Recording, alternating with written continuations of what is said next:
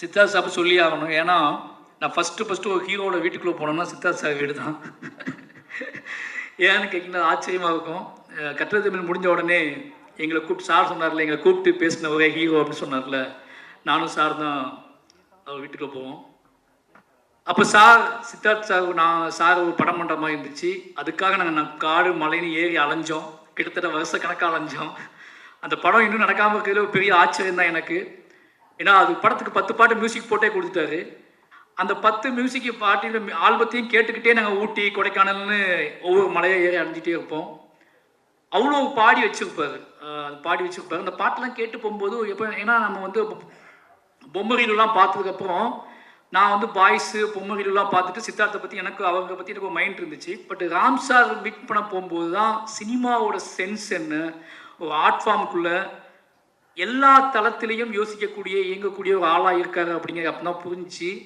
அந்த சாங்ஸ் கேட்கும்போது சார் ஒன்றுனா சொல்லுவார், பயங்கர டிஸ்டர்படாக வந்து பாட்டு பண்ணியிருப்பாங்க போல இருக்கடா. ஏதாவது பாட்டு ஒவ்வொரு பாட்டோட எமோஷனலையும் சார் போட்டு கேட்டே இருப்பாங்க. அந்த பாட்டெல்லாம் எனக்கு நல்லா ஞாபகம் இருக்குது சார். நான் ஒரு ரிலீஸே ஆகாத ஒரு ஆல்பத்தை ரொம்ப நாள் கேட்டிருக்கோம்னா உங்கள் ஆல்பம் நிறைய நாள் நான் கேட்டுகிட்டே இருந்திருக்கேன்.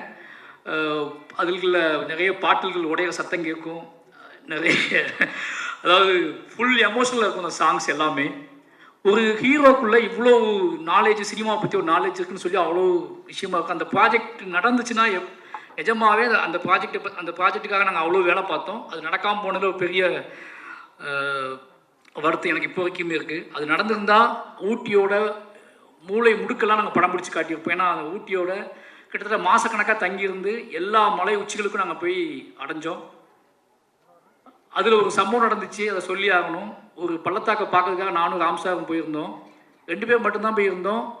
ரொம்ப தூரம் நடந்து போய் மலை உச்சிக்கு போயிட்டோம். உச்சிக்கு போய் ரொம்ப தூரம் அங்கேருந்து திருப்பி வரவே முடியாது, அவ்வளோ தூரத்துக்கு போயிட்டோம். சித்தார்த் சார் படத்துக்கு தான் போய் உட்காந்துருக்கும் போது அது பள்ளத்தாக்கு மூடி இருந்துச்சு பயங்கரமாக. அது எப்போ ஓப்பன் ஆகுமே தெரிலன்னு சொல்லிட்டு இருந்தோம்.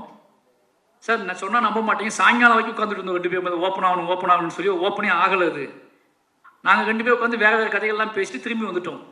அது மாதிரி தான் அந்த ப்ராஜெக்டும் என்றைக்காவது ஒரு நாள் ஓப்பன் ஆகும். அதுக்கப்புறம் team Devani ma'am, Sathkumar sir, Devani ma'am sir என்னை உட்காந்து பேசிட்டு இருக்கும்போது ராம் சார் கேட்டார், டேய் தேவானி மேம் அடிக்கடி ராமண்ணான்னு சொல்லுவார்ல, அது என்ன படம்டா மறந்துடுச்சுடா அப்படின்னாரு. நான் பஞ்சதந்திரம், ஏன்னா நிறைய மிட் நைட்டில் வந்து அவர் பார்க்குற டிவிடி பஞ்சதந்திரம் தான் மைக்கில். அதில் உங்கள் காமெடி வரும்போது நாங்கள்லாம் பயங்கரமாக சிரிப்போம் அவர் கலாய்ச்சி. நாங்கள் ஏன்னா இப்போ ஜெயம் ரவி சார் கேட்டார், உங்கள் சார் ரொம்ப சாஃப்ட் ஆகிட்டார் அப்படின்னு கேட்டார். அவர் எப்போவுமே நைட்டு அசிஸ்டன்ட் டைரக்டரோட டிஸ்கஷன் இல்லாத நேரங்களில் ரொம்ப சாஃப்டாக இருப்பார். அப்படி நிறைய நாள் பேசி ஞாபகம் வச்ச ஹீரோயினாக நீங்கள் இருக்கீங்க. ஏன்னா நிறைய ஹீரோயின்ஸ் பேர் அவருக்கு தெரியவே தெரியாது, மறந்துடுவார். ஆனால் உங்கள் நேம் வந்து இப்போ உங்களை பார்க்கும்போதெல்லாம் வந்து அந்த ராமண்ணான்னு கிண்டல் பண்ணி உங்களை ஞாபகம் வச்சுட்டே இருப்பார். இப்போ உங்களை பார்த்தோன்னே அதை கேட்டார் என்கிட்ட.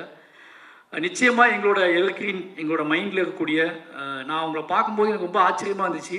ஏன்னா சிலவங்க நம்ம மைண்ட்லேருந்து விலகிடுவாங்க, எங்கேயாவது தூரமாக தெரிவாங்க.